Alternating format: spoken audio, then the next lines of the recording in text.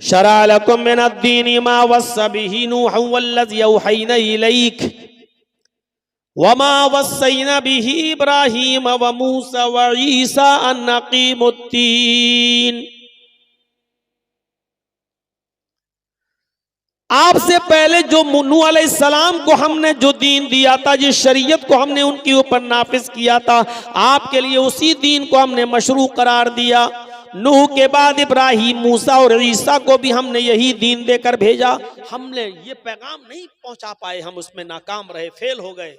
हम यहूदियों से ये नहीं बता पाए कि जो मूसा अलैहिस्सलाम का पैगाम है वही हमारी दावत है। हम ईसाइयों को, क्रिश्चियन बिरादरी को ये नहीं बता पाए कि जो ईसाइयों की तालीम है, जो ईसा अलैहिस्सलाम लेकर आए वही हमारे नबी मोहम्मद रसूलुल्लाह। हम कहां तुम्हें कोई नया दीन दे रहे हैं। हम हिंदू भाइयों को ये नहीं बता पाए कि जो दीन तुम्हारे कृष्ण जी ने और रामचंद्र जी ने तुम्हें दिया है, मनु ने तुम्हें दिया है, मोहम्मद रसूलुल्लाह सल्लल्लाहु अलैहि वसल्लम उसी दीन को लेकर आए। इसीलिए आप देख लीजिए, कुरान की पहली आयत मैंने आपके सामने पढ़ी है, जिससे ये साबित हो गया कि इस्लाम कोई नया दीन नहीं है। अब दूसरी आयत जो मैं पढ़ने जा रहा हूं, उससे ये पता चलेगा कि दुनिया में जितने भी नबी आए और जिनको किताब दी गई, उन सब का कलमा भी एक था। जब दीन एक था तो कलमा भी एक था। और अल्लाह तबारक व तआला ने नबी अकरम की जबान से अनाउंसमेंट करवाया, ऐलान करवाया, क़ुल या अहलल किताबी तालौ इला कलिमतिन सवाइम बैनना व बैनकुम अल्ला नअबुदा इल्लल्लाह। कितनी साफ और सरी तालीम। आए नबी कह दो कि आए अहले किताब, आए किताब वालों, आए वो लोगों जिनको इस्लामी किताबें दी गई, आसमानी किताबें दी गई, आए तौरात वालों, आए जबूर वालों, आए इंजील वालों, तालौ इला कलिमतिन सवाइम बैनना व बैनकुम, आओ एक ऐसे कलमे की तरफ, सवाइम बैनना व बैनकुम, जो हमारे और तुम्हारे दरमियान बराबर है, जो हमारे और तुम्हारे दरमियान समान है, जो तुम्हारा भी कलमा और हमारा भी कलमा है। इस कलमे को देखिए। नूह अलैहिस्सलातु वस्सलाम जब इस दुनिया में आए तो कलमा पढ़ा जाता था, ला इलाहा इल्लल्लाह नूह रसूलुल्लाह। मूसा अलैहिस्सलाम इस दुनिया में आए तो कलमा पढ़ा जाता था, ला इलाहा इल्लल्लाह मूसा रसूलुल्लाह। ईसा अलैहिस्सलाम इस दुनिया में आए तो कलमा पढ़ा जाता है, ला इलाहा इल्लल्लाह ईसा रसूलुल्लाह। और जब मोहम्मदुर रसूलुल्लाह इस दुनिया में आए तो अब कलमा पढ़ा जाता है, ला इलाहा इल्लल्लाह मोहम्मदुर रसूलुल्लाह। ये कलमा सबके यहां रहा। जबानें बदल गई, लेकिन जो टेक्स्ट बुक हैं, जो धार्मिक और मजहबी किताबें, उनमें ये कलमे आज भी मौजूद हैं। ये अलग बात है कि ला इलाहा इल्लल्लाह अरबी जबान में ऐसे न हो, लेकिन उनकी अपनी भाषा में हो और तर्जमा यही। नूह के पहला मंत्र नहीं बदला जा रहा है, पहला जुज नहीं बदला गया। नूह के जमाने में भी ला इलाहा इल्लल्लाह, मूसा के जमाने में भी ला इलाहा इल्लल्लाह, ईसा के जमाने में भी ला इलाहा इल्लल्लाह, और मोहम्मद रसूलुल्लाह के पीरियड में, आपके जमाने में भी ला इलाहा इल्लल्लाह। वो नबी के एतबार से दूसरा जुज बदलता गया, कभी नूह रसूलुल्लाह, कभी मूसा रसूलुल्लाह, कभी ईसा, जिस जमाने में जो रसूल आया दूसरा जुज बदला गया, लेकिन ला इलाहा इल्लल्लाह में चेंजिंग नहीं हुई। ला इलाहा इल्लल्लाह में कभी तब्दीली नहीं हुई। अब ला इलाहा इल्लल्लाह भले ही इस अंदाज में ओल्ड टेस्टामेंट में, यहूदियों की किताब में न लिखा हो तौरात में, लेकिन ये लिखा हुआ है, गॉड इज ओनली वन, कि अल्लाह एक है। ला इलाहा इल्लल्लाह भले ही न्यू टेस्टामेंट में, इंजील में भले ही अब ऐसे ना लिखा हो ला इलाहा इल्लल्लाह, लेकिन ये लिखा है there is no god but god is only one without second, कि कोई खुदा नहीं, but god is only one, एक है, सिर्फ एक, विदाउट सेकंड, दूसरे को शरीक नहीं किया जा सकता है दूसरे के अलावा। और ला इलाहा इल्लल्लाह का माना क्या? ला इलाहा है ही नहीं कोई माबूद, फिर इकरार है इल्लल्लाह, सिवाय अल्लाह के। भले ही ला इलाहा इल्लल्लाह अरबी सेंटेंस ये किसी धार्मिक पुस्तक में न लिखा हो, लेकिन ऋग्वेद भूमिका जब आप उठाएंगे और ब्रह्म सूत्र जब आप पढ़ेंगे तो उसके अंदर आपको इस अंदाज का कलमा जरूर मिलेगा, मंत्र मिलेगा। एकम ब्रह्मा द्वितीय नास्ते नास्ते किंचन। भले ही ला इलाहा इल्लल्लाह अरबी जबान में ऐसे ना लिखा हो, लेकिन इस मूल मंत्र का तर्जमा भी वही होता है। एकम ब्रह्मा, इस ब्रह्मांड का, इस दुनिया का बनाने वाला, इस ब्रह्मांड का रचयिता और रचनाकार एक है। एकम ब्रह्मा द्वितीय नास्ते, दूसरा नहीं है, बल्कि बड़े जोरदार अंदाज में कहा द्वितीय नास्ते नेह नास्ते किंचन, दूसरा नहीं है, नेह बिल्कुल नहीं है, नास्ते नहीं है, किंचन जरा सा भी नहीं। तालीम वही है, हम अपने गैर मुस्लिम भाइयों को यह बताने में नाकाम रहे, इसीलिए वो कहते लो साहब इस्लाम की तारीफ तो तुम करोगे ही, क्योंकि वो कुरान में लिखा है ना, और आप इस्लाम को मानते हो ना। हम ये बताने में नाकाम रहे कि ये मोहम्मदुर रसूलुल्लाह का सिर्फ दीन नहीं है, ये दीन आदम से लेकर नूह से लेकर मोहम्मदुर रसूलुल्लाह तक जितने भी नबी आए सबका दीन है। इस दीन की पहली खुसूसियत क्या है? ये सिर्फ मुसलमानों का नहीं, सबका है। शरअ लकुम मिनद्दीनि मा वस्सा बिही नूह वल्लज़ी औहयना इलैक। और इसकी दूसरी खुसूसियत क्या है कि कलमा सबका रहा। जब दीन सबका तो ये कलमा भी सबका रहा। कुल या अहलल किताबि तालौ इला कलिमतिन सवाइम बैनना व बैनकुम, आए अहले किताब आओ एक ऐसे कलमे की तरफ जो हमारे और तुम्हारे दरमियान बराबर है। और वो कलमा क्या है? अल्लाह नाबुद इल्लल्लाह, कि हम अल्लाह के अलावा किसी और की इबादत नहीं करेंगे। अल्लाह नाबुद इल्लल्लाह, हम अल्लाह के अलावा किसी के सामने सजदा न करेंगे। अल्लाह नाबुद इल्लल्लाह, हम अल्लाह के अलावा किसी को अपना माबूद नहीं मानेंगे। अल्लाह नाबुद इल्लल्लाह, इसका मतलब ये हुआ कि हम अल्लाह के अलावा किसी के सामने हाथ नहीं फैलाएंगे और किसी को अपना मुश्किल कुशा और हाजत रवा नहीं समझेंगे। ये है माबूद मानने का। आइए,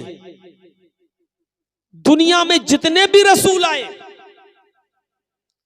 उन रसूलों की जो दावत थी वही दावत मोहम्मद रसूलुल्लाह की भी है। रसूलों की दावत क्या थी? कुरान की तीसरी आयत में आपके सामने पढ़ रहा हूं और इससे मतलब अखज़ कीजिएगा। वलक़द बअसना फी कुल्लि उम्मतिन रसूलन अन अअबुदुल्लाह वज्तनिबुत तागूत, हमने हर उम्मत के अंदर एक रसूल भेजा। देखिए अल्लाह ने कितने जोरदार अंदाज में कहा है, हर उम्मत के अंदर एक रसूल भेजा, हर कौम के अंदर एक रसूल आया, हर बिरादरी के अंदर एक नबी आया। वलक़द बअसना फी कुल्लि उम्मतिन रसूलन, हमने हर उम्मत के अंदर एक रसूल भेजा। उस रसूल की दावत क्या थी? अनअबुदुल्लाह, एक अल्लाह की इबादत करना।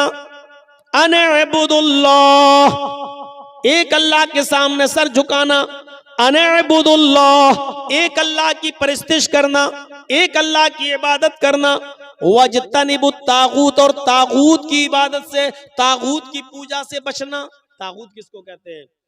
मुख्तसरन बता दूं, अल्लामा इब्नुल क़य्यिम अल जौज़ी रहमतुल्लाह अलैह ने तागूत की तारीफ में लिखा है, कुल्लु मा उबिदा मिन दूनिल्लाह, हर वो चीज तागूत है जिसकी इबादत अल्लाह के अलावा की जाए।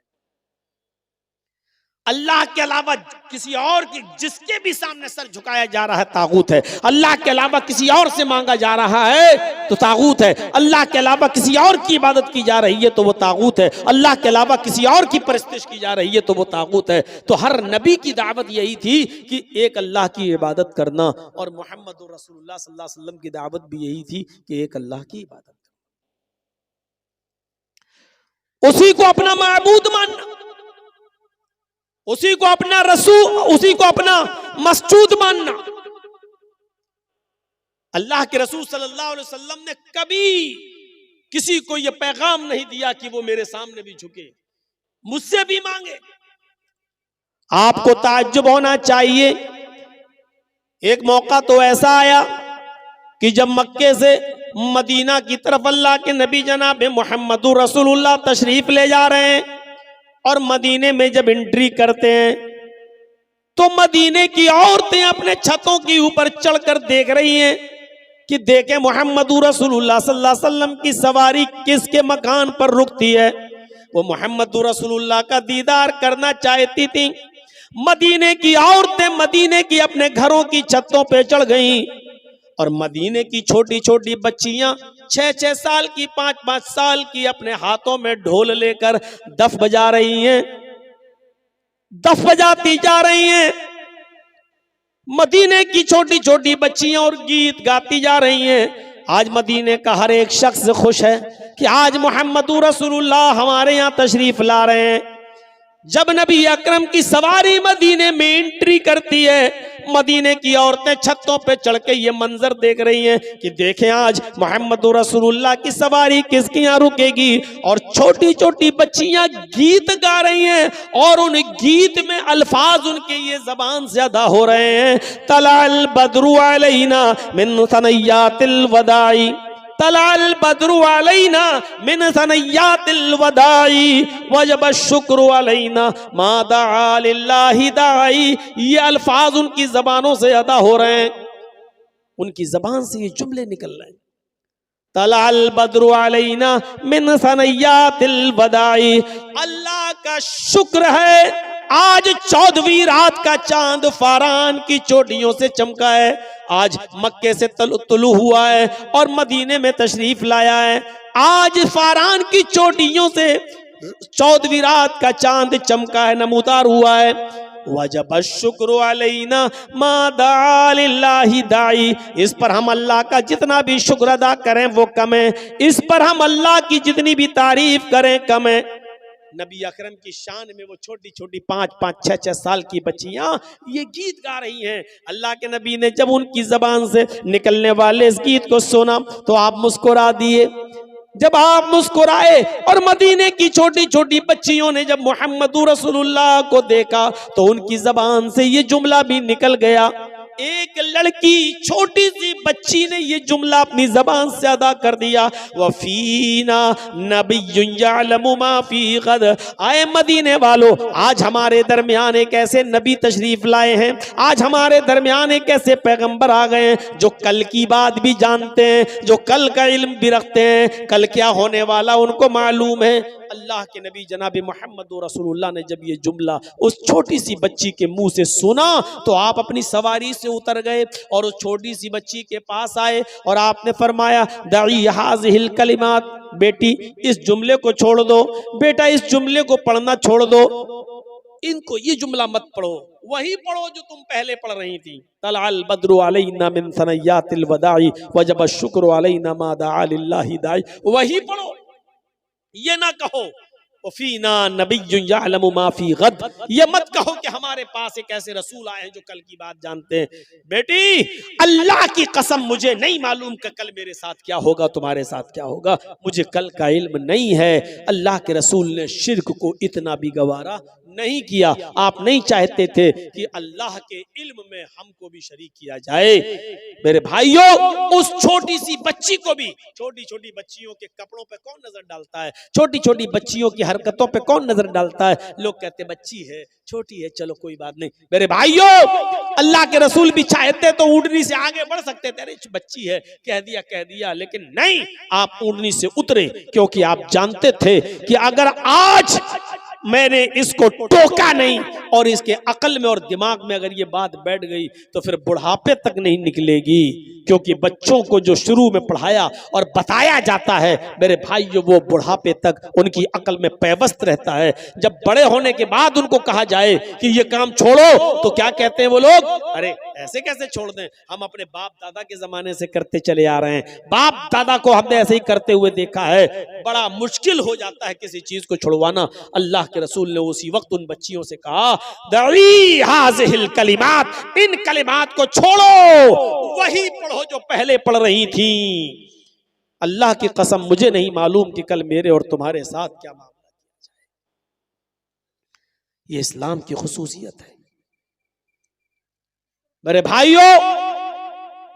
इस्लाम की एक खुसूसियत यह है कि वो दीन तौहीद है। तौहीद हर मजहब में मिलेगी, यहूदियत में तौहीद, ईसाइयत में तौहीद, हिंदू भाइयों में तौहीद, लेकिन साथ में शिर्क भी है।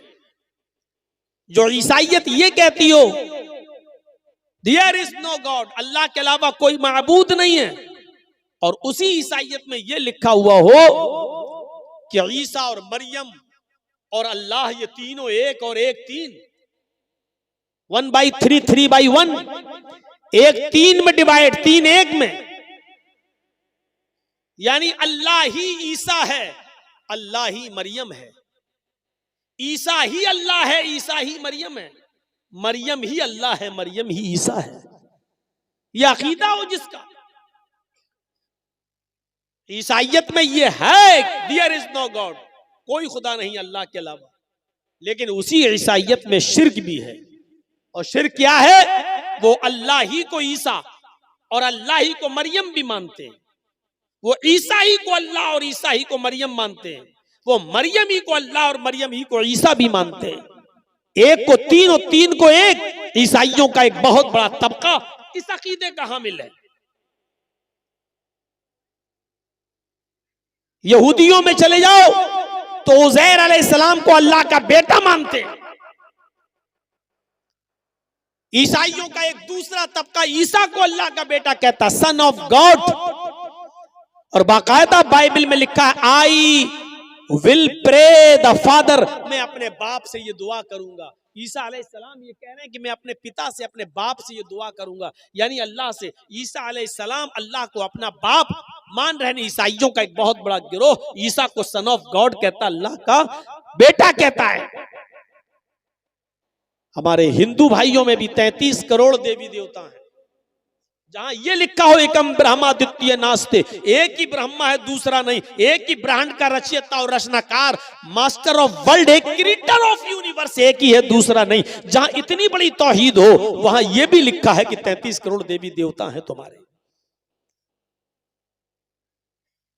यचित्तियो यो पिम्मिम्मा नस्तस्मा देवी शोरीरिशा, यजुर्वेद के इस मंत्र को देखिए, जहां ये लिखा उसी से मांगो वही सब कुछ देने वाला है। यचित्तियो यो पिम्मिम्मा, उसी से मांगो वही सब कुछ देने वाला है। नस्तस्मा देवी शोरीरिशा, उसके अलावा कोई भी देवी देवता तुम्हें कुछ नहीं दे सकता। जहां इतनी बड़ी तौहीद हो वेदों के अंदर, वहां यह भी हो कि तुम्हारे 33 करोड़ देवी देवता हैं। रोजाना एक देवी को या एक देवता को आप खुश कर सकते हो, और 33 करोड़ को करना जरूरी है। सबको खुश करो, और यह भी कहा एक दिन में एक ही होगा, दो नहीं हो सकते। और एक भी अगर ना खुश रहा, अप्रसन्न रहा, तो जिंदगी भर की तपस्या भंग, जिंदगी भर की इबादत बेकार। अब आप बताइए 33 करोड़ देवी देवताओं को खुश करने के लिए कितना समय चाहिए, कितने दिन चाहिए? 33 करोड़। एक दिन में एक खुश होगा, एक दिन में दो नहीं हो सकते, तो 33 करोड़ दिन चाहिए 33 करोड़ देवी देवताओं को खुश करने के लिए। इंसान के पास इतना समय कहां है कि वो 33 करोड़ दिन तक जिंदा रह सके। और 33 करोड़ देवी देवताओं को खुश कर सके। कुरान करीम तौहीद से भरा हुआ, तौहीद की दावत देते हुए कहता कुल हुवल्लाहु अहद, आए नबी कह दो कि अल्लाह एक है, अल्लाहुस समद वो बेनियाज है, लम यलिद वलम यूलद, इसी पर पूरी तौहीद टिकी हुई है। लम यलिद वलम यूलद, उसने किसी को नहीं जना और न वो जना गया है, यानी उसको भी किसी ने नहीं जना, न उसने किसी को पैदा किया न उसको किसी ने पैदा किया। लम यलिद वलम यूलद, न वो किसी का बेटा है न उसका कोई बेटा है। लम यलिद, न उसने किसी को जना, यानी न वो किसी का बाप है, वलम यूलद, न वो जना गया, यानी न वो किसी का बेटा है, न उसका बाप है न उसका बेटा है न उसकी बीवी है। ये तौहीद है खालिस। ये है उदऊनी अस्तजिब लकुम, मुझसे मांगो मैं तुम्हें दूंगा। ला तदऊ मिन दूनिल्लाहि मा ला यनफउका वला यजुर्रुक फ़इन फ़अल्त फ़इन्नका इज़म मिनज़ ज़ालिमीन। अल्लाह को छोड़कर तुम किसी ऐसी हस्ती को मत पुकारो, अल्लाह को छोड़कर तुम किसी ऐसी हस्ती की इबादत न करो, किसी को अपनी हाजत रवाई और मुश्किल कुशाई के लिए मत पुकारो। मा ला यनफउका वला यजुर्रुक, जो तुम्हें न नफा पहुंचा सकती है न नुकसान पहुंचा सकती है। मा ला यनफउका वला यजुर्रुक, जो तुम्हें न नफा दे सकती है न नुकसान पहुंचा सकती है। माला यनफउका वला यजुर्रुक, जो तुम्हें न नफा दे सकता है न नुकसान पहुंचा सकता है। फ़इन फ़अल्ता फ़इन्नका इज़म मिनज़ ज़ालिमीन, अगर तू ऐसा करेगा तो जालिमों में लिखा जाएगा। फ़इन फ़अल्ता फ़इन्नका इज़म मिनज़ ज़ालिमीन, अगर तू अल्लाह को छोड़कर किसी और से मदद तलब करेगा, मांगेगा, पुकारेगा तो तू जालिम कहलाएगा। यही तौहीद है। इस्लाम की खुसूसियत यह है कि ये दीने तौहीद है। दूसरी खुसूसियत यह है कि रिसालत का सही तसव्वुर इस्लाम ने पेश किया है। दुनिया में जितने भी मज़ाहिब हैं, किसी भी मजहब के मजहबी इंसान मजहब को उठाकर देख लो, वो किसको मानते, जिसको भी मानते हैं उन्होंने उसको इंसान ही नहीं रहने दिया। कोई एक मजहब उठा दो, कोई एक धर्म, गौतम बुद्ध के मानने वालों ने, आप चले जाइए नेपाल लुम्बिनी में, मैं गया हूं, गौतम बुद्ध का मंदिर, मुझे जब मेरा प्रोग्राम था लोग मुझे घुमाने के लिए ले गए, मुझे दिखाया, गौतम बुद्ध में के मूर्ति के नीचे लिखा हुआ है बुद्ध भगवान। वो गौतम बुद्ध, वो गौतम जो अपने सच्चाई की तलाश में निकले, अपनी बीवी को छोड़ा, अपने बेटे राहुल को छोड़ा और सच्चाई की तलाश में जंगलों में निकल गए, लकड़ियां चबा चबा कर जंगल में घूमते रहे और अपनी परवरिश करते रहे और सच्चाई की तलाश में रहे। जो एक इंसान थे, लेकिन उनके मानने वालों ने इंसानियत के दर्जे से उनको निकाल कर भगवान का दर्जा दे दिया। और आज गौतम बुद्ध के मंदिर पर आप देखेंगे लिखा होगा बुद्ध भगवान। बहुत दूर मत जाइए, दिल्ली चले जाइए, सिखों के गुरुद्वारे में चले जाइए,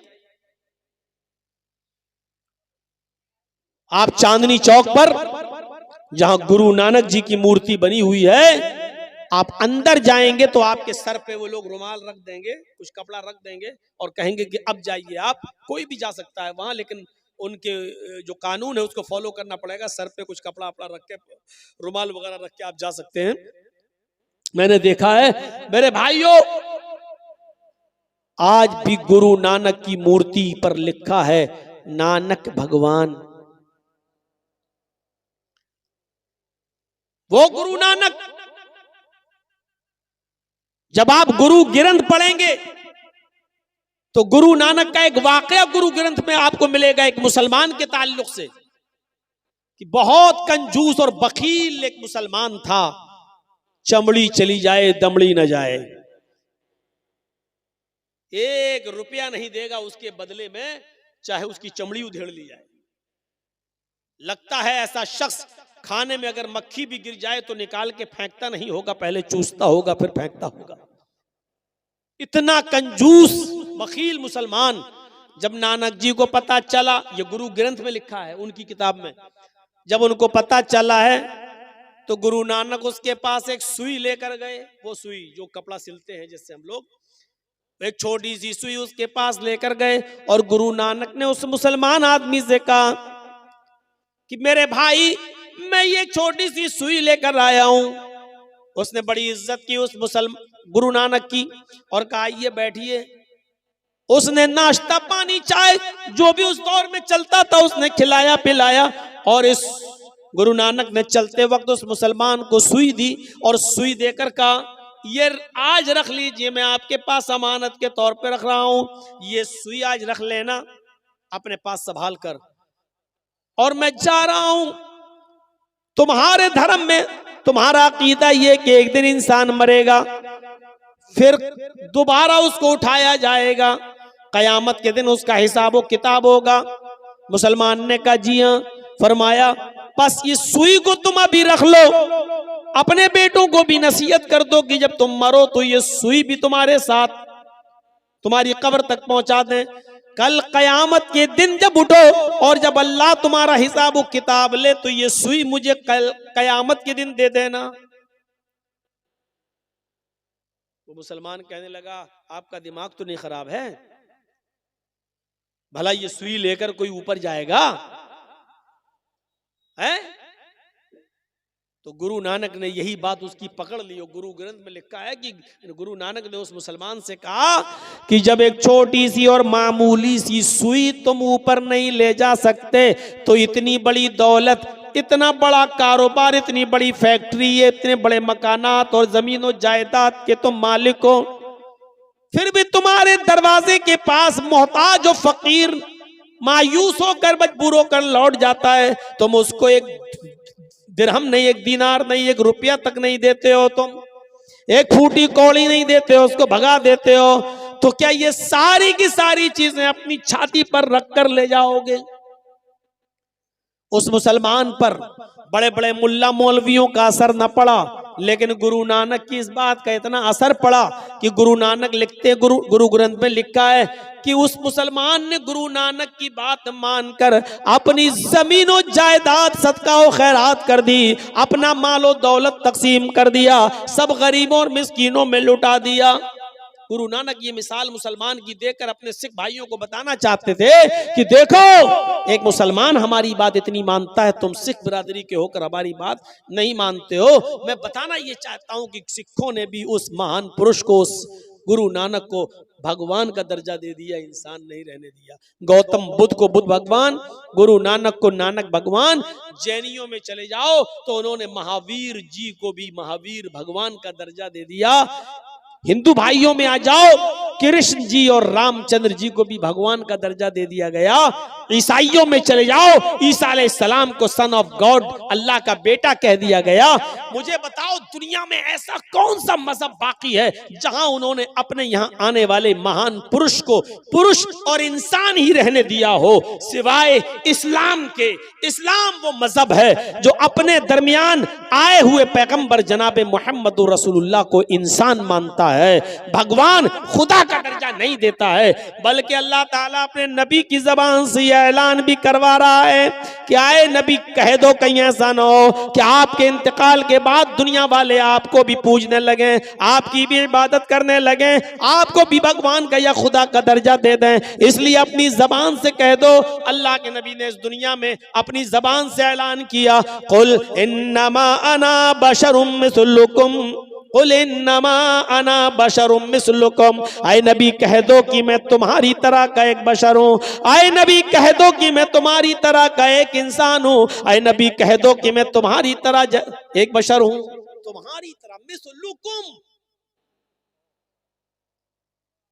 उठने में, बैठने में, लेटने में, सोने में, जागने में, खाने में, पीने में, चलने में, फिरने में, शादी ब्याह में, बीमारी में, सेहत में, मैं तुम्हारी तरह का एक इंसान हूं। तुम्हारे दो हाथ मेरे भी दो हाथ, तुम्हारे दो पैर मेरे भी दो पैर, तुम्हारा एक सर मेरा भी एक सर, तुम्हें बीमारी होती है मैं भी बीमार होता हूं, तुम्हारे बीवी बच्चे हैं मेरे भी बीवी बच्चे हैं, तुम खाते हो पीते हो मैं भी खाता हूं और पीता हूं। और यही तो वजह थी कि अरब के लोग मोहम्मदुर रसूलुल्लाह को रसूल नहीं मानते थे। वो कहते थे ये कैसा आदमी है, अपने आप को रसूल कह रहा है। क्या एक हमारी तरह उठने बैठने चलने फिरने वाला इंसान भी रसूल हो सकता है? और वो कहते थे मा लिहाज़र रसूल याकुलु ताम व यमशी फिल अस्वाक, ये कैसा रसूल है जो हमारी तरह खाता पीता भी और बाजारों में चलता फिरता भी है। यानी उनकी नजर में ये बड़ी अजीब चीज थी। वो कहते थे कि कोई इंसान भी रसूल हो सकता है, चलने फिरने वाला भी। अरब के लोग इंसान मानते थे लेकिन रसूल नहीं। हमारे यहाँ पर एक मुसलमानों का बहुत बड़ा तबका मोहम्मदुर रसूलुल्लाह को रसूल मानता है लेकिन इंसान नहीं। गौर कीजिए, वो रसूल नहीं मानते थे लेकिन इंसान मानते थे। कहते थे माले हाजर रसूल याकुलु ताम व यमशी फिल अस्वाक, ऐसा इंसान भी रसूल हो सकता है जो खाता पीता हो और चलता फिरता हो बाजारों में, हमारी तरह खाता पीता है, हमारी तरह बाजारों में चलता घूमता है और कह रहा रसूल है। कैसे हम मान लें? और हम रसूल मानते हैं और कहते हैं कि वाह साहब हम जैसे नहीं। इसमें कोई शक नहीं कि अल्लाह के नबी उठने में बैठने में लेटने में सोने में जागने में खाने में पीने में हमारी तरह के एक इंसान थे। और ऐसे इंसान थे कि अल्लाह के नबी सल्लल्लाहु अलैहि वसल्लम के पास एक शख्स आता है, एक सहाबी बदवी अराबी देहाती आता है और आने के बाद कुछ बात कहना चाहता अपने इलाके की। अल्लाह के नबी सल्लल्लाहु अलैहि वसल्लम ने कहा हाँ बोलो क्या बात। वो आया और कुछ कहना चाह रहा है, अल्लाह के रसूल, और कांपने लगा, थर्राने लगा। अल्लाह के नबी ने कहा बोलो क्या बात है, क्यों डर रहे हो, बोलो। कहा कि वो मैं अपने इलाके के लिए, फिर कांपने लगा। अल्लाह के रसूल अपनी जगह से उठे और उस देहाती के पास, उस अराबी के पास गए और जाने के बाद उसके दोनों कांधों को पकड़ा, ऐसे दोनों कांधों को पकड़ा और कहा ला तखफ, डरो नहीं, क्यों डर रहे हो। और आगे जो जुमले कहे वो देखिए, इन्नी लस्तु बी मलिक, मैं बादशाह नहीं हूं।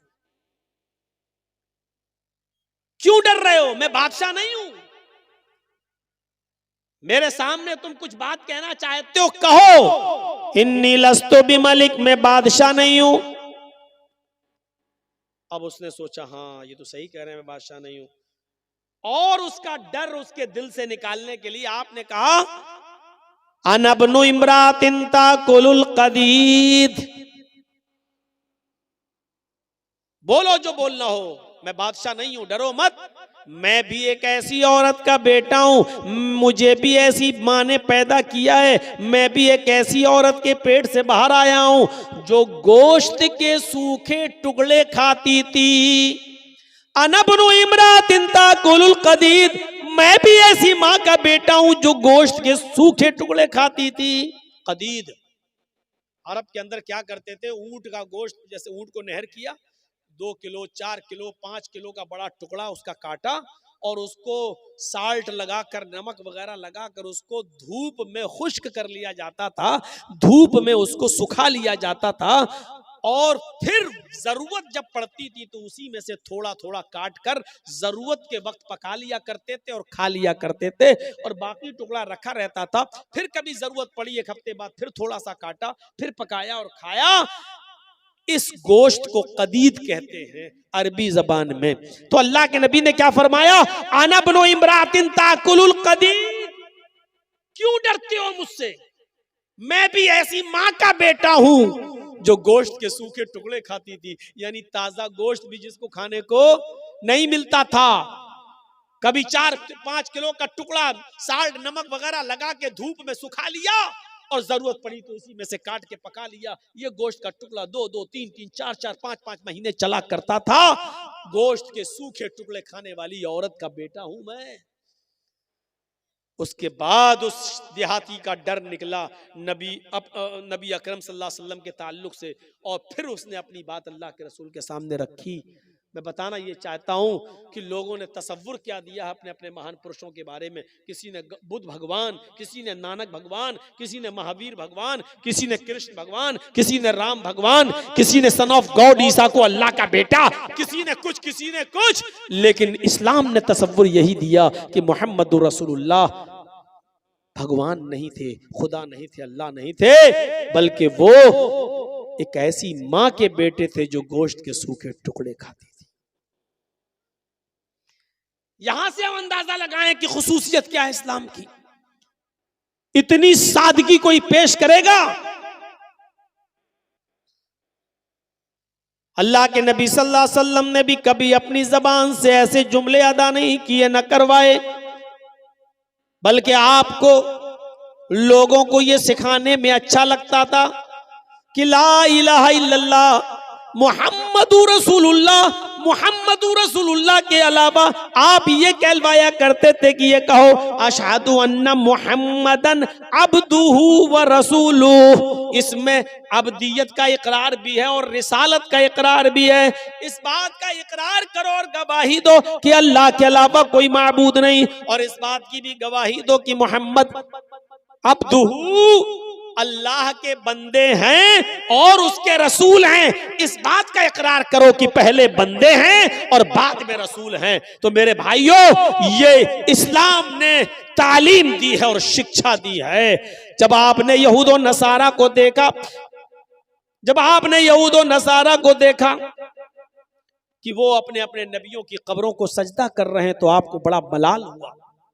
कुछ लोग हियरा बस्ती है एक मुल्क के शाम के अंदर, कुछ लोग हियरा बस्ती से आए मुसलमान, वहां उन्होंने उस बस्ती के अंदर शाम में देखा कि वहां के यहूदी और ईसाई अपने आलिमों को और अपने अपने बुजुर्गों को सजदा कर रहे हैं। तो ये लोग अल्लाह के नबी के पास जब मदीने आए तो अल्लाह के रसूल से कहने लगे, आए अल्लाह के नबी सल्लल्लाहु अलैहि वसल्लम, मैंने हीरा बस्ती के अंदर शाम के इलाके में यहूदी और ईसाइयों को देखा है कि वो अपने अपने नबियों को और अपने अपने बुजुर्गों को सजदा कर रहे हैं,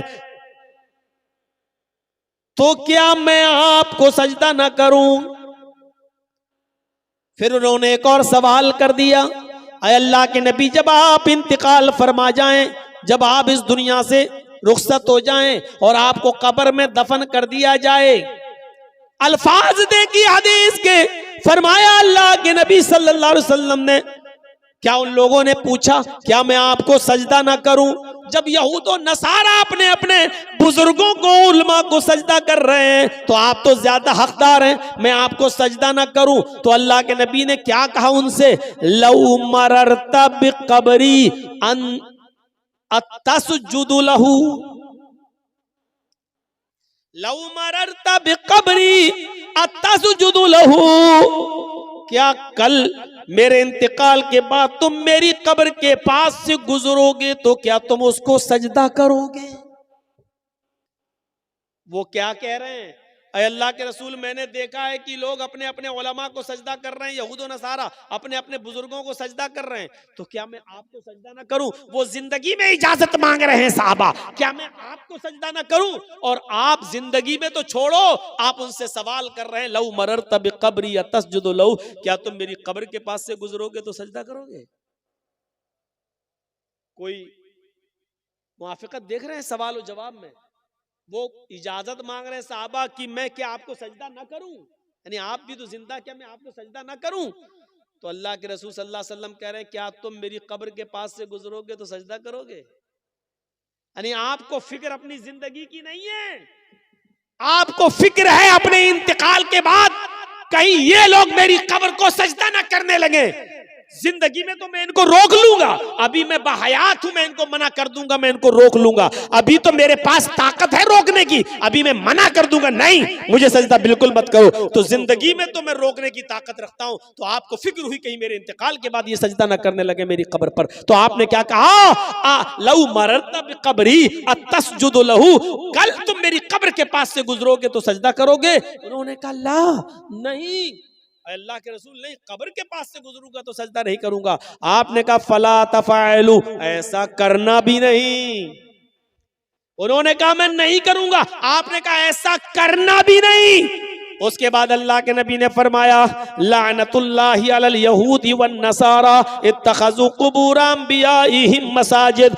अल्लाह की लानत हो यहूदियों पर और नसरानियों पर, जिन्होंने अपने अपने अंबिया की, अपने अपने पैगंबरों की कब्रों को सजदागाह बना लिया, जिन्होंने अपने अपने रसूलों की और अपने अपने नबियों की कब्रों पर सजदा करने की जगह बना लिया। साहिब अर्रहीक़ुल मख्तूम मौलाना सफ़ीउर रहमान साहब मुबारकपुरी रहमतुल्लाह अलैह की किताब पढ़िए, माया नाज तसनीफ़ अर्रहीक़ुल मख्तूम। और आखिरी वक्त के नबी के हालात, तो नबी अकरम ने इंतकाल से 2 दिन पहले ये दुआ भी मांगी थी अल्लाह तबारक व तआला से, अल्लाहुम्मा ला तजअल कब्री वस्नन युअबद, अल्लाहुम्मा ला तजअल कब्री वस्नन युअबद। आय अल्लाह, मेरे इंतकाल के बाद मेरी कब्र को बुतखाना ना बना देना। अल्लाह, मेरी कब्र को मेरे इंतकाल के बाद ऐसी जगह ना बना देना जहां लोग इबादत करने लगे, मेले ठेले लगने लगे, जियारतें होने लगे, चिराग जलने लगे, ये सब होने लगे। आपने मना किया और आपने फरमाया, दुआ भी की अल्लाह, पहले तो ये कहा अल्लाह की लानत हो यहूद और नसारा पर जिन्होंने अपने अपने नबियों की कब्रों को सजदागाह बना लिया, और बाद में ये दुआ भी कर ली कि अल्लाह मेरी कब्र को सजदागाह मत बना देना, मेरी कब्र को चूमने चाटने की जगह ना बना देना। मेरे भाइयों, यहां से आप सीखिए कि आपने अपने बारे में क्या कहा। ये सिर्फ इस्लाम की खुसूसियत है,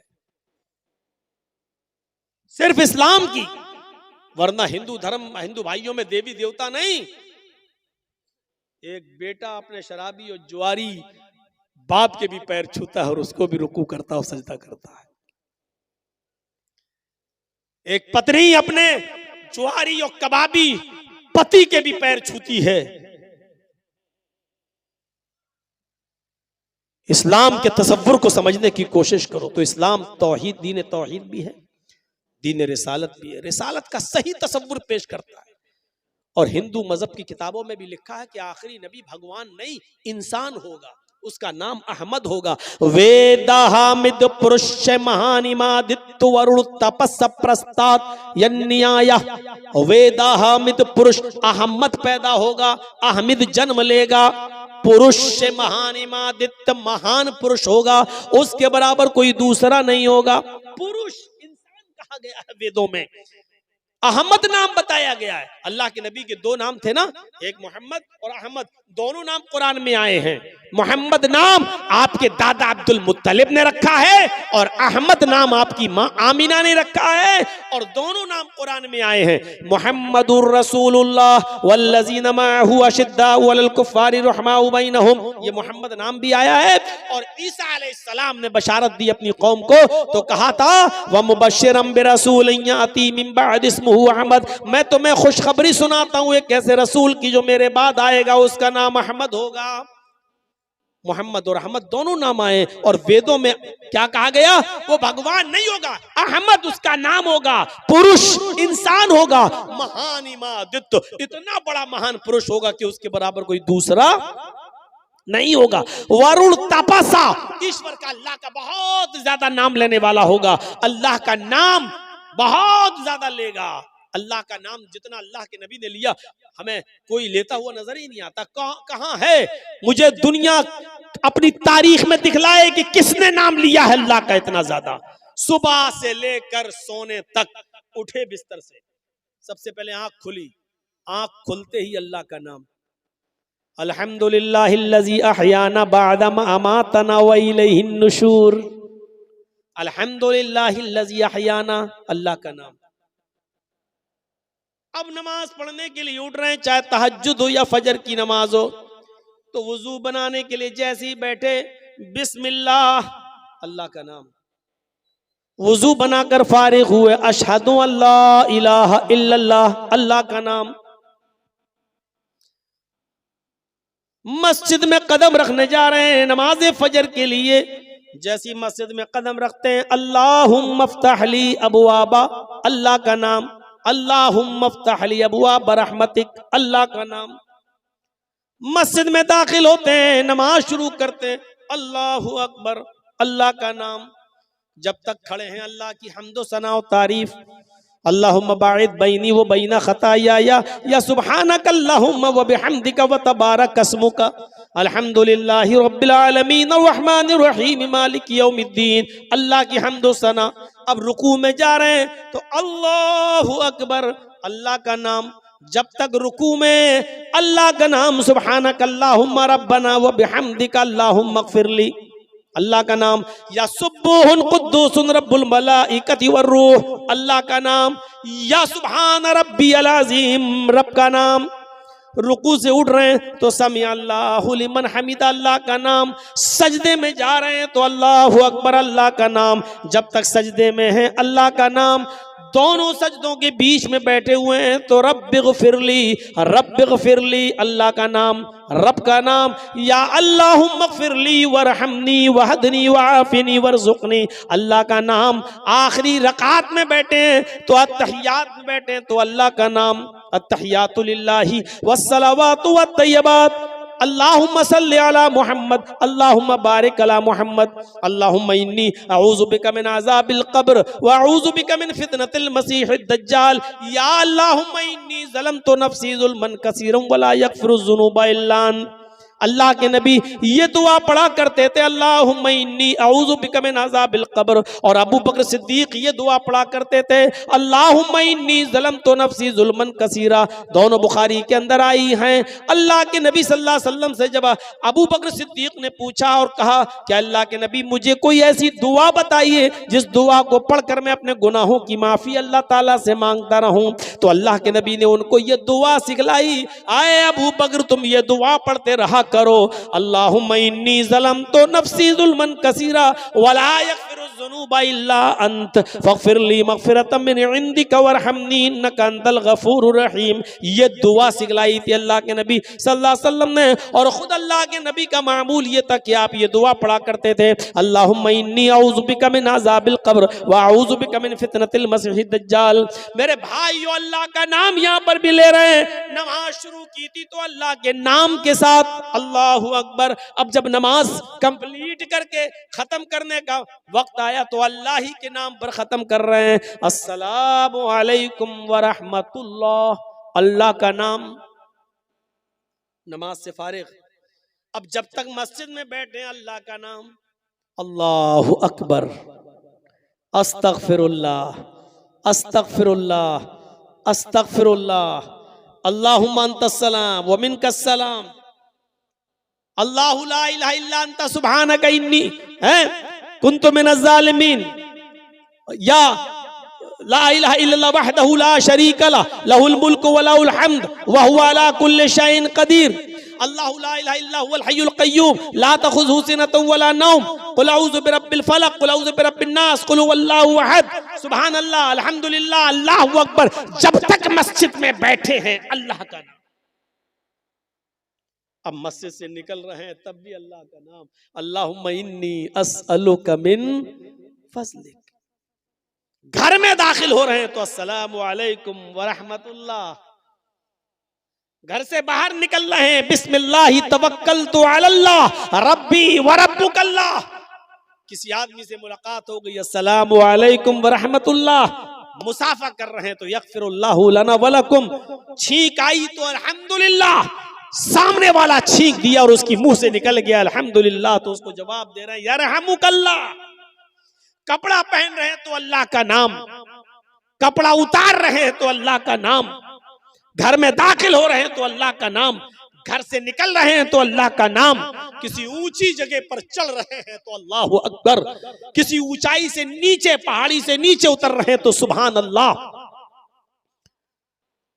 एक मिनट ऐसा बता दो कि जिस मिनट में मोहम्मद रसूलुल्लाह की जबान अल्लाह का नाम न ले रही हो। खाना खा रहे हैं तो बिस्मिल्लाह, खाना खा के फारिग हुए तो अल्हम्दुलिल्लाह। अगर अपनी बीवी से अपने जायज मतालबात पूरे कर रहे हैं तो उधर भी अल्लाह का नाम, अल्लाहुम्मा जन्निब शैतान व जन्निब शैतानी मा रज़क़ना। गौर करो मेरे भाई, यहां तक कि लैट्रीन और पेशाब और पैखाने में जा रहे हैं तो उधर भी अल्लाहुम्मा इन्नी अऊज़ु बिका मिनल खुब्सी वल खबाइस।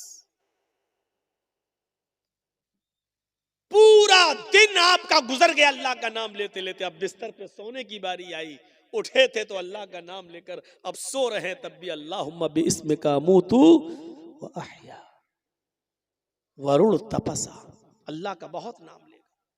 अल्लाह का इतना नाम लिया है तो सिर्फ जनाब मोहम्मद रसूलुल्लाह सल्लल्लाहु अलैहि वसल्लम ने। तो इस्लाम की खुसूसियत क्या है कि ये दीन तौहीद भी है, दीन रिसालत भी है, दीन मसावात, बराबरी का सबसे बड़ा अलंबरदार, मसावात का सबसे बड़ा अलंबरदार। आज भी सेकुलर की बातें होती हैं, लेकिन आज भी किसी मंदिर के अंदर किसी हरिजन की एंट्री आज भी नहीं होती। आज भी कोई ऊंची कौम का आदमी किसी नीची कौम जात की बरादरी के आदमी के साथ एक थाली में नहीं खा सकता है। आज भी ब्राह्मण और हरिजन दोनों एक साथ मिलकर किसी मंदिर में पूजा नहीं कर सकते। डॉक्टर अंबेडकर ने यही सब चीजें तो देखी थी, तो उन्होंने छोड़ दिया था हिंदू धर्म और कहा था कि मैं इस्लाम कबूल कर रहा हूं। लेकिन महात्मा गांधी ने कह दिया कौन सा इस्लाम? हनफी, शाफी, मालिकी, हम्बली, शिया, सुन्नी, बरेलवी, कादियानी, चकलालवी, रिजवी, अहले हदीस हैं? ये क्या, उन्होंने इतने नाम गिना दिए। उन्होंने कहा ओफो, कुरान पढ़ा तो समझ में आ गया, मैं इस्लाम लाने के लिए तैयार। अब इतने मसलक तुमने बता दिए, अब इनमें से कौन अच्छा है? सबको पढ़ना पड़ेगा हमें। अगर एक साल भी सबको पढ़ा तो 72 साल लग जाएंगे 72 फिरकों को पढ़ने में। इतनी तो मेरी जिंदगी भी नहीं रह गई। गौर कीजिए, कुरान पढ़ा तो समझ में आ गया। और जब महात्मा गांधी ने उनके सामने हनफी, शाफी, मालिकी, हम्बली, चकलालवी, कादियानी, शिया, सुन्नी, बरेलवी, ये वहाबी, ये सब रखा तो उनका दिमाग चकरा गया। उन्होंने कहा मैं इस्लाम भी छोड़ रहा हूं, अब मैं बौद्ध धर्म कबूल कर रहा हूं। फिर वो बुद्धिस्ट बन गए अपने 20,000 अनुयायियों के साथ। मसावात का दर्स अगर देता है तो इस्लाम देता है। या युहन्नास इन्ना खलकनाकुम मिन ज़करिन व उन्सा वजअलनाकुम शुऊबन व क़बाइला लिताअरफू इन्ना अक्रमकुम इंदल्लाहि अत्काकुम। आए संपूर्ण जगत की मानव जाति, आए सारी दुनिया के इंसानों, हमने तुम्हें एक ही मर्द और एक ही औरत से पैदा किया है। तुम्हारा बाप एक, तुम्हारी माँ एक, तुम सब आदम की औलाद हो, तुम सब हव्वा के बेटे हो, तुम सबका एक ही बाप है मनु आशु, और तुम सबकी एक ही माँ है शत्रुपा ह्यूबती। तुम सब इसी माँ के और इसी बाप के बेटे हो। ये कुरान ने सबको भाई भाई कहा है, सबको कहा तुम सारी दुनिया के इंसानों, तुम्हारा बाप एक है, तुम्हारी माँ एक है। इन्ना खलकनाकुम मिन ज़करिन व उन्सा।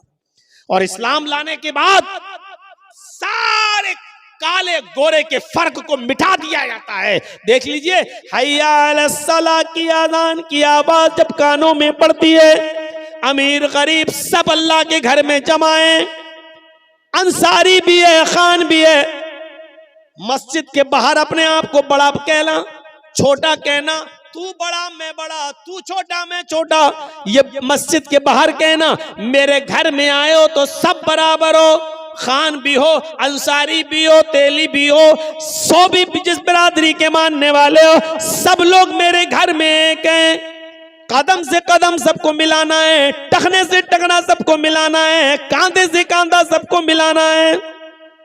बहुत बड़ा अमीर आदमी हो, चाहे कितनी बड़ी दौलत हो, लेकिन इल्म नहीं है। एक गरीब आदमी का बच्चा आलिम कुरान है या आलिम है हदीस है, पढ़ के आया है मदरसे से, बहुत गरीब है बच्चा, बेचारा उसका बाप ज़कात ले लेके खाता है और अपने बच्चों को खिलाता है। लेकिन अगर इल्म में माहिर और आगे है, मौलवी है, हाफिज है, तो वो मुसल्ले इमामत पे खड़ा होगा और बड़े से बड़ा अमीर उसके पीछे नमाज पढ़ेगा। ये मसावात का दर्स अगर किसी मजहब ने इज्तिमाई शक्ल में दिया है तो वो इस्लाम। यही आजान की आवाज पार्लियामेंट में एमपी और एमएलए मुसलमानों के लिए भी है, और यही आजान की आवाज सड़कों पर भीख मांगने वाले भिखारियों के लिए भी है। दोनों एक ही वक्त में मस्जिद में आएंगे। अमीर के लिए कोई अलग वक्त और गरीब के लिए कोई अलग वक्त नहीं। अमीर के लिए कोई और मस्जिद नहीं और गरीब के लिए कोई और मस्जिद नहीं। मेरे घर में आए हो तो सब बराबर हो, सब फकीर हो। यहां मांगो मुझसे, अपने घर में दौलत दिखाना, मेरे घर में तुम सब फकीर हो। अंतुमुल फुकरा, आए मस्जिद में आने वालों तुम सब फकीर हो, तुम सब मेरे फकीर हो। वल्लाहु गनीयुन हमीद, अल्लाह गनी है, वो बेनियाज है, वही काबिल तारीफ है। बस अल्लाह ही मालिक है और सब फकीर हैं। ये दर्स देता है इस्लाम। नमाज हमें ये दर्स देती है। साथ में पैर से पैर और टखने से टखना, कदम से कदम। कोई अमीर आदमी ये नहीं कह सकता हट, गरीब आदमी चल पैर उधर कर, और ये भी नहीं कह सकता ये चल हट पीछे जा चल। किसी के बाप में इतनी हिम्मत नहीं। अमीर होगा तू तो अपने घर का, अल्लाह के घर में तू भी फकीर है, तू भी मांगने गया है। बड़े बड़े चौधरियों की और बड़े बड़े सरमायादारों की चौधराहट मस्जिद में आने के बाद सब फेल। क्यों? तुम सब फकीर मांगने ही तो आए हो। पूरी नमाज क्या दुआ ही तो है, पूरी नमाज क्या भीग ही तो है। आप अल्लाह से मांगी तो रहे हो, इहदिना सिरातल मुस्तकीम, अल्लाह हमको सीधा रास्ता दिखा। आप मांगी तो रहे हो, अल्लाहुम्मा ग़फ़िरली, अल्लाह मुझे बख्श दे, वरहमनी, मेरे ऊपर रहम फरमा, वहदनी, मुझे हिदायत दे, वआफ़िनी, मुझे आफियत दे, वरज़ुक़नी, और मुझे रिज़्क़ दे। अरे मांग ही तो रहे हो तुम अल्लाह से।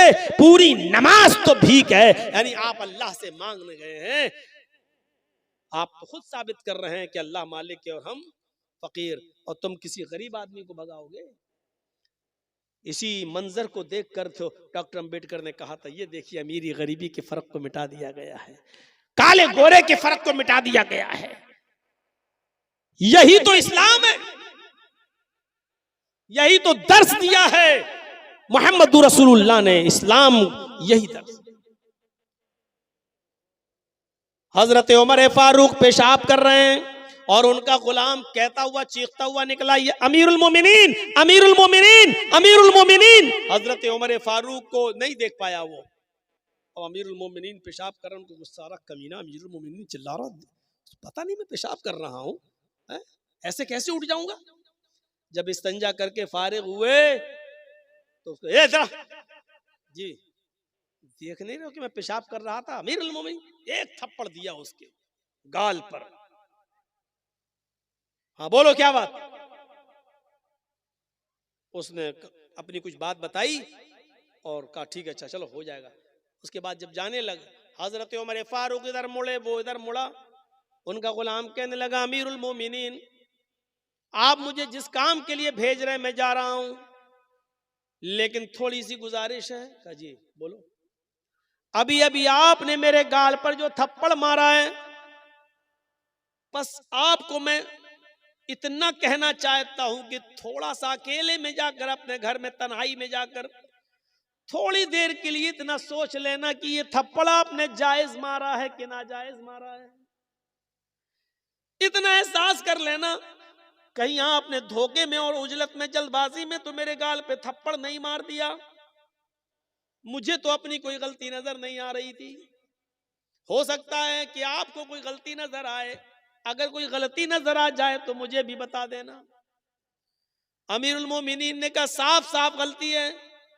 जब तुम देख रहे हो कि मैं पेशाब कर रहा हूं, बैठा हूं इस्तंजे के लिए, फिर तुम अमीरुल मोमिनीन चिल्ला रहे हो। कोई आदमी पेशाब छोड़कर कैसे आ जाएगा? उस आदमी ने जवाब दिया, गुलाम ने, अमीरुल मोमिनीन अल्लाह की कसम खाकर कहता हूं, उसकी इज्जत व जलाल की कसम खाकर कहता हूं, मुझे नहीं मालूम था कि आप पेशाब कर रहे हैं, बैठे हुए हैं। मेरी नजर तो आपके ऊपर पड़ी नहीं। मैं रोजाना आपके दरवाजे पर खड़े होकर अमीरुल मोमिनीन कहता था। आज भी मैंने कह दिया, ये सोच करके आप अंदर होंगे तो बाहर निकल आएंगे। मैंने घर के दरवाजे पर खड़े होकर अमीरुल मोमिनीन चिल्लाया।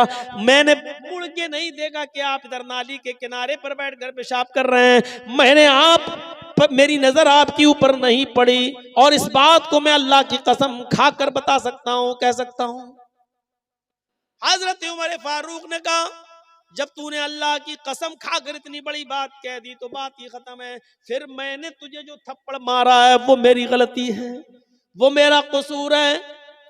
आए मेरे खादिम, तुम भी ये गाल हाजिर है और तुम भी ये जोरदार थप्पड़, जितनी जोर से मैंने तुम्हें मारा है उतनी जोर से थप्पड़ तुम मेरे गाल पर मार लो। उसने कहा अमीरुल मोमिनीन, मुझे मारना ही नहीं है, बस एहसास दिलाना है। अगर आपको अपनी गलती का एहसास हो गया तो मैंने आपको माफ कर दिया। फरमाया उसको पकड़कर कि तुम इसलिए माफ कर रहे हो क्योंकि मैं अमीरुल मोमिनीन हूं, तुम मेरे नीचे हो, खातिम हो। ऐसा ना हो कि कल कयामत के दिन तुम मेरा गरीबान पकड़ लो और कयामत के दिन तुम मेरा बदला ले लो। नहीं, तुम्हें आज बदला लेना होगा। उस खातिम ने, उस गुलाम ने कहा अमीरुल मोमिनीन, मैं उसी अल्लाह की कसम खाकर कहता हूं कि मैंने दिल से आपको माफ कर दिया है। जब आपने अपनी गलती का एतराफ कर लिया है तो मैं दिल से माफ कर रहा हूं। मैं अल्लाह के इज्जत व जलाल की कसम खाकर कहता हूं कयामत के दिन मैं आपसे बदला लेने का कोई हकदार नहीं हो सकता, इसलिए कि मैं आपको इसी दुनिया में अल्लाह के लिए माफ कर रहा हूं। जब हजरत उमर ने ये सुना तब उसको छोड़ा कि जब तुमने अल्लाह की कसम खाकर मुझे माफ कर दिया तो अमीरुल मोमिनीन। ये तो हिंदुस्तान जैसे एक मुल्क के नहीं, 22 लाख मुरब्बा मील पर हुकूमत करने वाली शख्सियत, 22 लाख मुरब्बा मील। अरब भी, ईरान भी उसी में, मिस्र भी उसी में, आजरबाईजान भी उसी में, उर्दू भी उसी में, अलजायर भी उसी में, शाम भी उसी में। गौर कीजिए, इतनी सारे के सारे जो आज अलग अलग मुल्क बन गए हैं, इतनी बड़ी बस्ती के अकेले 22 लाख मुरब्बा मील पर हुकूमत करने वाली शख्सियत, और अपने आप को बदले के लिए पेश कर रही है मुझे भी मारो। क्यों? क्योंकि इस्लाम लाने के बाद अमीर और गरीब का कोई फर्क नहीं। गाल के बदले गाल, हाथ के बदले हाथ, गर्दन के बदले गर्दन। मैंने तुम्हें मारा है, तुम मुझे। ये है मसावात। इस्लाम दीन तौहीद है, दीन रिसालत है, दीन मसावात है, दीन अदल है, दीन तकवा है।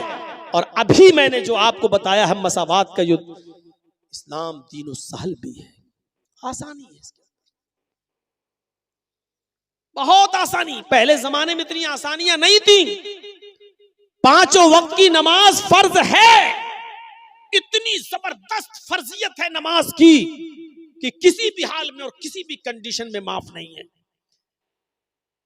खड़े होकर पढ़ने की ताकत नहीं है तो बैठ के पढ़ो लेकिन पढ़ो, बैठ के पढ़ने की ताकत नहीं है तो लेट के पढ़ो लेकिन पढ़ो, यही आसानी है। यह नहीं कहा कि मर रहे हो लेकिन खड़े होकर पढ़ो, यह नहीं कहा जान जा रही हो फिर भी खड़े होकर पढ़ो। माफ तो किसी कंडीशन में नहीं है, लेकिन आसानी इतनी दे रखी है कि खड़े होकर पढ़ने की ताकत नहीं तो बैठ के पढ़ो, बैठ के नहीं तो लेट के पढ़ो, इशारे से पढ़ो। होंठ हिलाकर पढ़ सकते हो तो होंठ ही हिलाकर पढ़ो। वुजू करने से तबीयत और खराब हो रही है तो तयम्मुम करके पढ़ो लेकिन पढ़ो। पेशाब की में नलकी पड़ी हुई है, पाइप पड़ा हुआ है, पेशाब की थैली लटकी हुई है, इस कंडीशन में भी आपको नमाज पढ़ना है। मुंह के होंठ हिलाकर पढ़ना है, जबान हिलाकर पढ़ना है, लेकिन पढ़ना है। आसानी। इस्लाम दीन एतदाल, दीन मोतदिल है, इसके अंदर एतदाल ही एतदाल मिलेगा। ज़कात फर्ज है मुसलमानों हम सब के ऊपर, लेकिन जो साहिब इस्तिताअत न हो, यह नहीं कहा गया कि तुम अपना घर बेचो तब ज़कात दो। एतदाल में ज़कात फर्ज है उन लोगों पर जो साहिब इस्तिताअत हो। हज फर्ज है हम सब के ऊपर, लेकिन जो इन इस्तिताअत इलैहि सबीला, जो वहां तक जाने की ताकत रखता हो। हज फर्ज है मुसलमान पर, लेकिन ये नहीं कहा गया कि अपनी दुकान बेचकर जाओ लेकिन जाओ, ये नहीं कहा गया अपना मकान बेचकर जाओ लेकिन जाओ। आसानी है इस्लाम। पानी नहीं मिल रहा है तो तयम्मुम करके नमाज पढ़ लो। एतदाल है और सहूलत है इस्लाम के अंदर। मेरे भाइयों, इससे ज्यादा सहूलत और क्या होगी कि एक शख्स आया अल्लाह के रसूल के पास और कहने लगा हलक तो या रसूल अल्लाह, बुखारी के अल्फाज, अल्लाह के रसूल मैं तो हलाक हो गया, बर्बाद हो गया। आपने कहा क्यों, क्या हुआ? कहा अल्लाह के रसूल रोजे की हालत में बीवी से हम बिस्तरी कर ली। आपने कहा अच्छा, गलती तो हुई है तुमसे, लेकिन इस्लाम के अंदर रास्ता है, और वो रास्ता ये है कि इस एक रोजे को तो तुम्हें पूरा करना ही पड़ेगा बाद में। अब एक गुलाम आजाद करो। कहा अल्लाह के रसूल पूरी जिंदगी हमें गुलामी करते हुए हो गई दूसरे की, हम कहाँ के गुलाम आजाद कर पाएंगे। अल्लाह के नबी ने फरमाया तो दूसरा ऑप्शन भी है, अगर गुलाम आजाद करने की ताकत नहीं है तो 60 रोजे रखो मुसलसल पे दर पे कंटिन्यू, शहरैनी मुताताबिऐन, कंटिन्यू रखना है, रेगुलर पर पे दर पे, एक भी छूटना नहीं चाहिए बीच में। 60 रोजे मुसलसल बिला किसी उज़्र और बिला किसी बीमारी के, एक भी रोजा आपने अगर छोड़ दिया तो अब तक जितने रखे वो सब बेकार। मसलन अगर आपने 50 रोजे रखे, अब सोचा कि थोड़ा 2-4 दिन आराम कर लें, 10 ही तो रह गए हैं, और जहां आपने बिला किसी उज़्र के, बिला किसी बीमारी के एक रोजा भी छोड़ दिया, वो 50 बेकार, फिर से रखो। 1 से 7 कहता कितने का 60।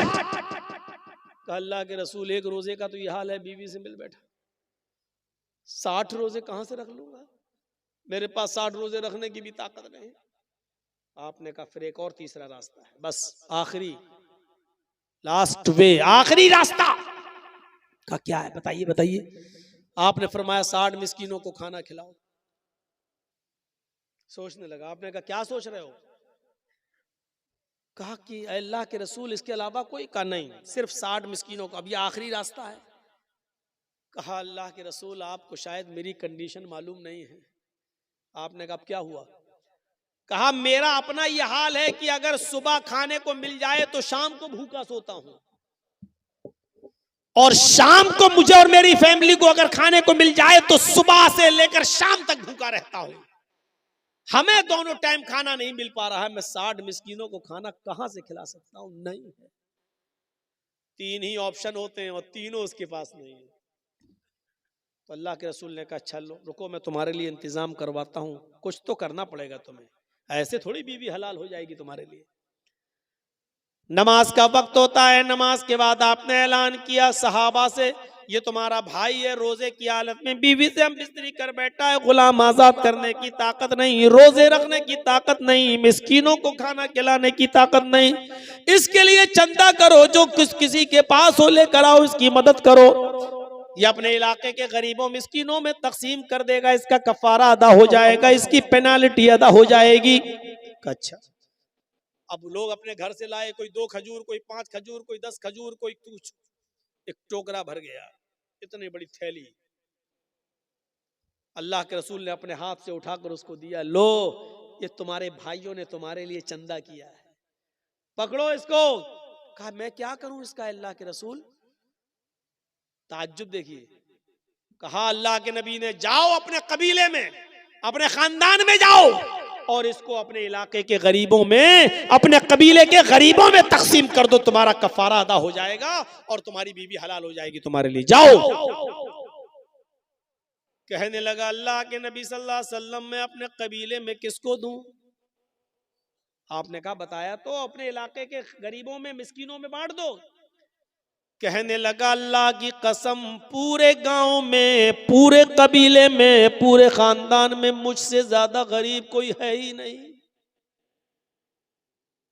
ये सुना तो अल्लाह के नबी के चेहरे पर मुस्कुराहट आ गई, आपके दांत दिखाई देने लगे, आपकी बाँछें खिल उठी, और हंसते हुए कहा तो तू ही ले जा, जा खुद खा ले और अपने बच्चों को खिला दे, तेरा कफारा अदा हो जाएगा, जा। इससे ज्यादा आसानी कौन से मजहब पे और किस मजहब में मिलेगी? ये दीन मोतदिल है। इस्लाम की खुसूसियात पर ये चंद बातें मैंने आपके सामने रखी हैं। 2:53 हो चुके थे। जलसा कमेटी के खास जिम्मेदार ने कहा था 12 बजे आपको टाइम मिल जाएगा। अब वो फिर 2 मिनट, 5 मिनट, 10 मिनट होते होते मेरे भाइयों तकरीबन 1:30 बजे टाइम मिला। बहरहाल 1.5 घंटे की इस तकरीर पर मैं इक्तिफा करता हूँ। कल भी मेरा प्रोग्राम है, शेख असगर साहब ने प्रोग्राम मेरे, आज का भी ये प्रोग्राम उन्होंने लिया, कल का भी लिया। दुआ कीजिए अल्लाह रब्बुल आलमीन इन जलसों के जो असरात होना चाहिए वो हमारी ज़िंदगियों पर मुरत्तब फरमाए। सिर्फ शब बेदारी नहीं होनी चाहिए, हमें अपनी ज़िंदगियों में इनकलाब पैदा करना चाहिए। इस वक्त हमारे मुल्क के जो हालात हैं उनको सामने रखते हुए हर मुसलमान को सोचना चाहिए कि हमें किस तरीके की ज़िंदगी गुजारनी है। मेरे भाइयों, बड़ी हिकमत और बड़ी दानाई से और बड़ी होशियारी से काम करना है, बड़ी होशियारी से काम करना है, अक्लमंदी से काम करना और होशियारी से हमें और आपको काम करना। ऐसा ना हो कि एक जंगल के अंदर था वो, और एक शिकार शेर ने किया, एक शिकार भेड़िए ने किया और एक शिकार लोमड़ी ने किया। तो फिर शेर ने पूछा, बताओ भेड़िए से और लोमड़ी से कि इंसाफ करो, ये जानवर कौन खाएगा? तो सबने, भेड़िए ने फैसला किया। भेड़िए ने कहा कि जो जानवर जिसने मारा है वो खा ले। हैं? भेड़िए ने कहा मैंने बकरी मारी, मैं बकरी खा लेता हूँ। लोमड़ी ने कहा मैंने खरगोश मारा है, मैं लोमड़ी खा लेता हूँ। वो लोमड़ी खरगोश खा लेगी। और आपने जो इतना बड़ा गधा मारा है, अब गधा खा जाइए शेर से। शेर को गुस्सा आया और शेर ने उस भेड़िए को ही फाड़ लिया। ये फैसला कर रहा है। अब लोमड़ी से पूछा कि कमीना सच्चा फैसला नहीं किया था, तू बता कि क्या क्या करना चाहिए। लोमड़ी समझ गई। लोमड़ी ने कहा हजरत आप जंगल के राजा हैं, सुबह उठिए नाश्ते में खजूर ये ले लीजिए खरगोश, दोपहर में बकरी खा लीजिए और शाम को आपका ये पूरा गधा पड़ा हुआ ये खाइए। और अब तो भेड़िया भी आपने मार दिया है, ये भी मुंह का जायका सही करने के लिए रात को सोते वक्त इसको भी ले लीजिए। ये चारों ही जानवर तो आपके हैं, आप ही खाइए, आप जंगल के राजा, आप नहीं खाएंगे तो कौन खाएगा?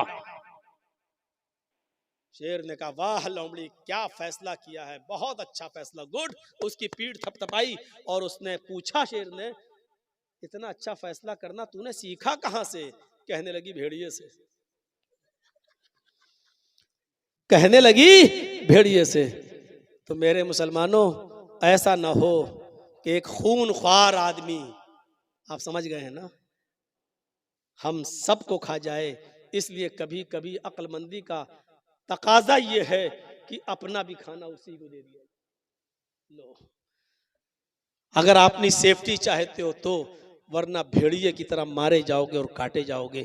अक्लमंदी और दानिशमंदी का पहलू अपनाने की ज़रूरत है, बहुत ही अक्लमंदी और दानिशमंदी की ज़रूरत है। अल्लाह तबारक व तआला से दुआ है कि अल्लाह हमारी ख़ताओं को माफ़ फरमा दे, गुनाहों को बख्श दे, जमी मुसलमानों पर रहम फरमा। और अल्लाह तेरे नबी का फरमान था अमालुकुम मालुकुम, जैसे तुम अमाल करोगे वैसे हम तुम्हारे ऊपर हुक्मरां मुसल्लत करेंगे। इसका मतलब यह कि हमारे अमाल अच्छे नहीं हैं। बारिल्लाह हमें अपने अमाल की इस्लाह करने की तौफीक अता फरमा, ताकि हमारे ऊपर अच्छे हुक्मरां और ईमानदार हुक्मरां हमारे ऊपर मुसल्लत हों। बारिल्लाह जब तक तू हमें ज़िंदा रख, इस्लाम पे ज़िंदा रखना, और जब हमारा खात्मा हो तो ईमान पर फरमाना। वमा अलैना इल्लल बलागुल मुबीन व आखिरु दावाना अनिल हम्दुलिल्लाहि रब्बिल आलमीन। अस्सलामु अलैकुम व रहमतुल्लाहि व बरकातुहू।